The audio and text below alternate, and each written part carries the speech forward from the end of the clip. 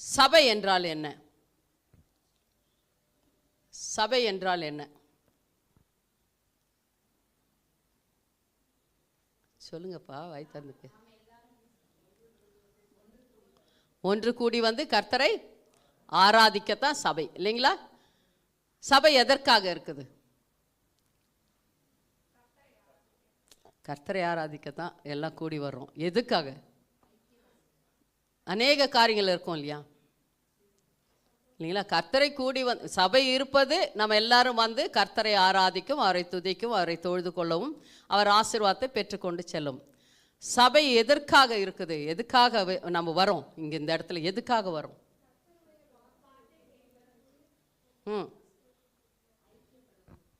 ஐக்கியப்பட. அப்புறமா சரி, சபைனா என்ன அப்படின்னு சொல்லிட்டு நினச்சிக்கிறாங்கன்னு சொல்லிட்டும், சபை எதற்காக இருக்கிறது என்றும் சில காரியங்களை நான் எழுதிட்டு வந்திருக்கேன். நான் உங்களுக்காக வாசிக்கிறேன் நான், சரிங்களா? காது கொடுத்து என்ன பண்ணணும்? கேட்கணும். பரிசுத்தாவியானவர் சொல்லுகிறார், காது உள்ளவன் கேட்க கடவன் என்று, இல்லைங்களா? வெளிப்படுத்தின விசேஷத்தில் ஒவ்வொரு சபைக்கும் சொன்ன பிறகு அவர் என்ன சொல்கிறாரு? காது உள்ளவன் கேட்க கடவன் என்று சொல்லுகிறார். இப்போ இன்றைக்கு எல்லாருக்கும் காது இருக்குதான்னு கவனிச்சிடலாம், சரிங்களா? காது இருக்கிறவங்களாம் ஆமேன்னு சொல்லுங்க. ஆமேன், ஹல்லேலூயா.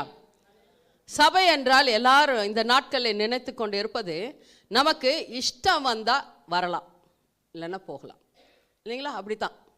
இஷ்டம் இருந்தால் நம்ம என்ன பண்ணலாம்? வரலாம். இல்லை பாருங்கள், இன்னைக்கு எத்தனை பேர் இருக்கிறாங்க? இஷ்டம் இருந்தால் வரலாம், இல்லைன்னா வேண்டாம். சிலருக்கு தங்களுடைய சில காரியங்கள் சபையில் செய்யணும், இல்லைங்களா? இல்லைன்னா அது என்ன பண்ணாது, சரிப்படாது அப்படின்ற ஒரு மனசு இருக்கிறதுனால தங்களுடைய எல்லா காரியத்தையும் என்ன பண்ணிக்கிறாங்க? வந்து செஞ்சுக்கிறாங்க. அந்த நாட்களில் என்ன பண்ணுவாங்க? வருவார்கள், இல்லைங்களா? அடுத்ததாக சபையில் என்ன பண்ணுறாங்க? பிள்ளை இது பேப்டிசம் எடுக்க, இல்லைங்களா? பிள்ளையை டெடிகேட் பண்ணுறதுக்காக, கல்யாணம் பண்ணுறதுக்காக, மரணம் இருந்தால் அதுக்காக, இல்லைங்களா? இப்போ ஏற்பட்ட என்னது ஒரு பர்த்டே, இல்லைன்னா உட்கார வைக்கிறாங்க, இல்லைங்களா? சீமந்தம் பண்ணுறாங்க. இந்த மாதிரியான காரியத்துக்காக என்ன பண்ணுறாங்க?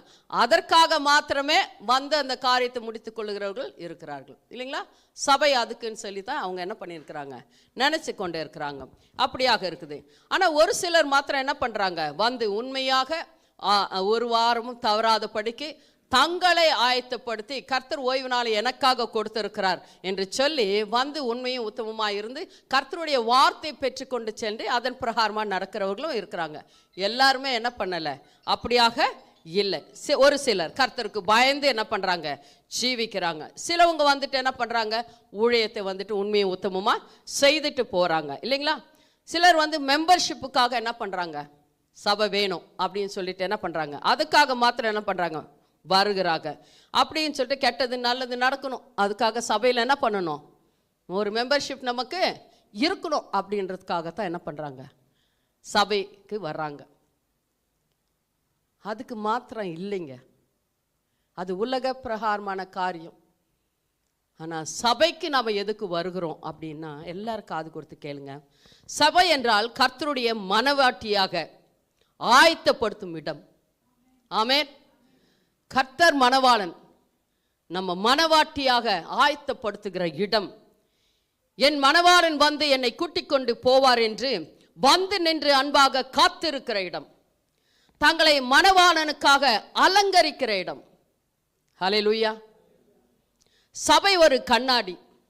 அங்கு வரும்போது தலையிலிருந்து கால் பாதம் வரைக்கும் எதெல்லாம் சரியில்லையோ பார்த்து பார்த்து சரிப்படுத்தி கொள்ளுகிற இடம். ஆமென், ஹல்லேலூயா. அவருடைய அன்பில் நிறைந்து மகிழ்கிற இடம் ஆராதனை வேளையில். ஆமென். அவருடைய பிரசன்னமும் மகிமையும் இறங்கி இந்த இடத்தை நிரப்பி உன்னை அபிஷேகித்து விடுவித்து பலப்படுத்துகிற இடம்.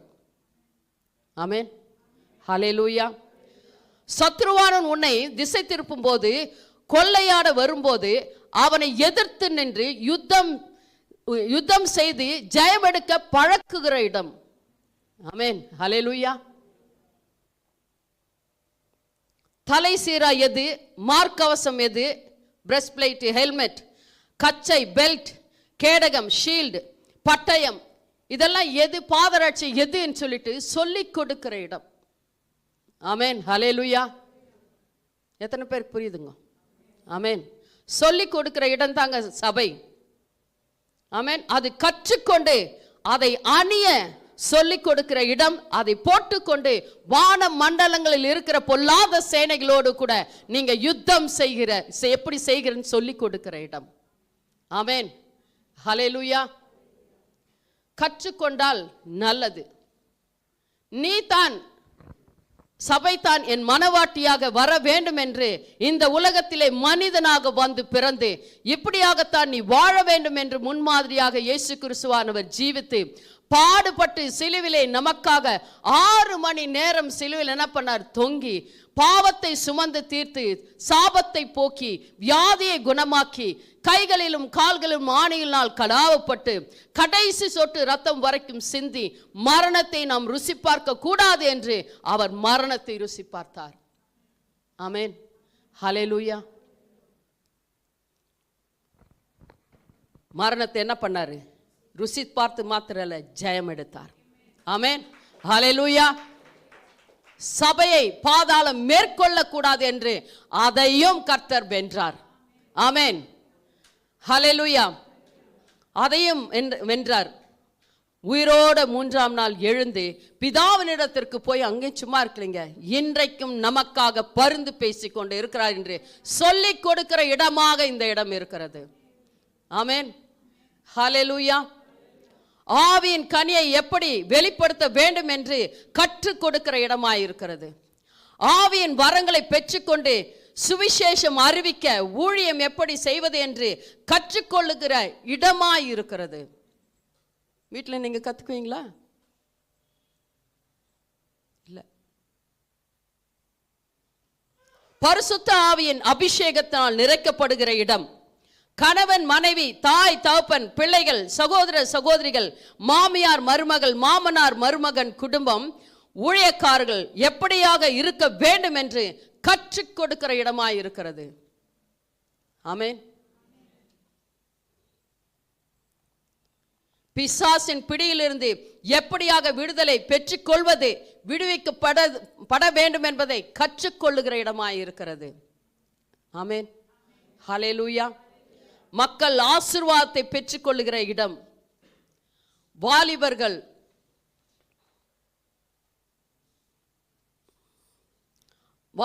கர்த்தருடைய ராஜ்யத்தில் எப்படி வேலை செய்ய வேண்டும் என்றும் கற்றுக் கொடுக்கிற இடமாய் இருக்கிறது.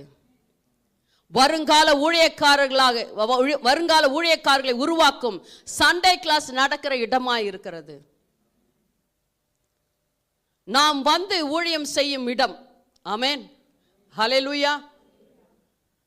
பிள்ளைகளை சண்டே கிளாஸ்க்கு அனுப்புனா தான் அவங்க கர்த்தருடைய ராஜ்யத்தில் நம்ம விதைக்க முடியும். ஐக்கியப்பட்டு ஒருமனப்பட்டு சபையாக ஜெபிக்கும் பொழுது பதில் கிடைக்கிற இடம். ஆமென். ஹல்லேலூயா. எத்தனையோ ஜெப விண்ணப்பங்களுக்கு நாம சபையாக ஜெபித்த போது கர்த்தர் உயிர் கூட கொடுத்திருக்கிறார். அநேகருக்கு உயிரும் கொடுத்திருக்கிறார். ஆமென். ஹல்லேலூயா. தசம பாகங்களின் காணிக்கைகளையும் கொண்டு வந்து கொடுக்கிற இடம். அதனால் வானத்தின் பலகணிகளை திறந்து ஆசீர்வதிக்கும் இடம் இது. ஆமென். ஹல்லேலூயா. அதிசயங்கள் அற்புதங்கள் நடக்கும் இடம் இது. நீ இருதயத்தில் வருத்தமாய் பாரமாய் வந்தால் உன்னை இளைப்பாற செய்கிற இடம். உபவசித்து ஜெபிக்கிற இடம். திறப்பின் வாசலில் நின்று ஜெபிக்கிற இடம் இது. ஆமென். ஹல்லேலூயா. எத்தனை பேருக்கு புரியுதுங்க? காதுல ஏறிண்டே இருக்கா? 6 நாளைக்கான பலன், பாதுகாப்பு, ஆசீர்வாதத்தை பெற்றுக்கொண்டு செல்லுகிற இடம். ஆமென். இன்றைக்கு நீ வந்திருக்கிற 6 நாளைக்கான பலனும் சுகத்தையும் பலத்தையும் ஆரோக்கியத்தையும் ஆபத்திலிருந்து பாதுகாத்து கொண்டு கர்த்தர் அனுப்புகிற ஒரு இடமாய் இருக்கிறது. வீட்டில் செஞ்சிட முடியுமா? இல்லை, கண்டிப்பா இல்லை. ஆமென். பாவங்களுக்கு மனஸ்தாபப்பட்டு மன்னிப்பை பெற்றுக் கொள்ளுகிற இடம். நீ செய்த பாவங்கள் எல்லாம் அறிக்கை செய்யும் போது இங்க யாரும் உன்னை பார்க்க போறதில்ல, கர்த்தருக்கும் உனக்கு மட்டும்தான். அறிக்கை செய்து மன்னிப்பை பெற்றுக்கொள்ளுகிற இடமாய் இருக்கிறது. ஆமென். ஹல்லேலூயா. இன்னும் சொல்லிக்கொண்டே போகலாம். எவ்வளவோ காரியங்களை நீங்கள் என்ன பண்ணுறீங்க, கற்றுக்கொள்ளுகிறீர்கள். அதற்காகத்தான் நம்ம சபைக்கு வருகிறோம். கர்த்தரை முதலை ஆராதிக்க. ஏன்னா அதுக்காகத்தான் நம்மை படைத்தார். சபை கர்த்தருடைய மனவாட்டி. நீ இந்த இடத்துல இருந்தால் தான் மனவாட்டியாக இருக்க முடியும், இல்லைனா இல்லை. அதனால் சபை எதற்கென்றது புரிஞ்சுக்கிட்டா ஒரு வாரமும் விடாத படிக்க. அதுக்கு தான் இவர் சொன்னார், தேவன் சொன்னார், அதனால தான் தேவன் கட்டளையாக ஓய்வு நாளை பரிசுத்தமாய் ஆசரிக்க நினைப்பாயாக என்று கர்த்தர் சொல்லியிருக்கிறார். பவுல் அப்போஸ்தலன் சொல்லுகிறாரு, சபை கூடி வருதலை மற்றவர்கள் விட்டு விடுகிறதை போல விட்டு விடாதிருங்கள் என்று சொன்னார். ஆமேன்.